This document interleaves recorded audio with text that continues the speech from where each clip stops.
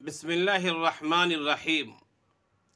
حضرات سامعین کرام اور ناظرین اعظام، شہر حیدرآباد کا ایک علاقہ ہے بنڈلا گوڑا۔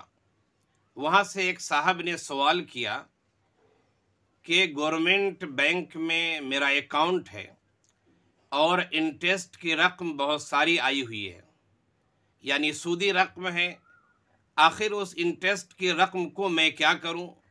بینک میں چھوڑ دوں یا بینک سے نکال کر میں خود اپنے استعمال میں لاؤں جس طرح دیگر رقم کو میں استعمال میں لاتا ہوں، یا اس پیسے کو غریب غربا میں تقسیم کر دوں؟ کیا کروں؟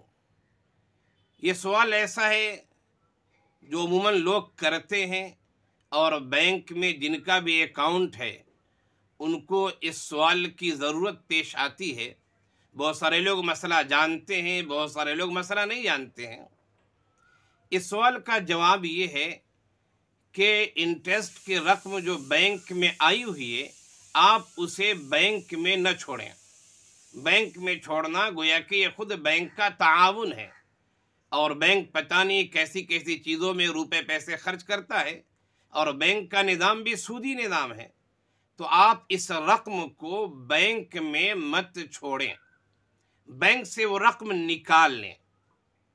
آپ اپنے استعمال میں بھی وہ رقم نہ لائیں، اپنی ذات میں آپ استعمال نہ کریں۔ وہ رقم کیا کریں؟ غور سے سنیں۔ اس رقم کو ثواب کی نیت کے بغیر، یہ جائز پیسہ نہیں ہے، سود کی رقم جائز رقم نہیں ہوتی ہے، اس کو خرچ کرنے سے ثواب نہیں ملے گا۔ تو بینک سے جو انٹرسٹ کی رقم آئی ہے، بغیر ثواب کی نیت کے آپ غریب غربا میں تقسیم کر دیں۔ اب سوال یہ ہے کہ غریب غربا دو طرح کے ہوتے ہیں۔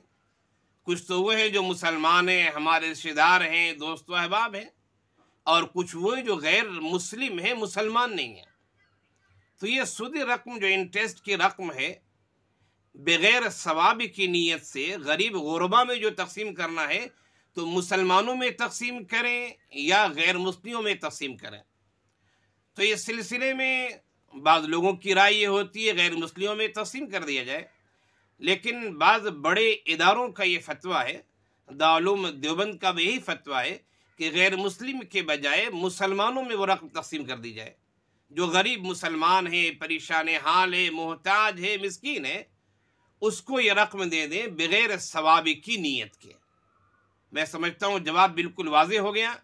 بینک میں انٹرسٹ کی رقم مت چھوڑیں، اپنی ذات میں، اپنے استعمال میں بھی اس رقم کو نہ لائیں، غریب غربا مسلمانوں میں تقسیم کر دیں، یا آپ کے اڑوس پڑوس میں جو لوگ ہیں، مسلم یا غیر مسلم ہوں، جاننے والے میں ہوں، بغیر ثواب کی نیت سے ان میں تقسیم کر دیں۔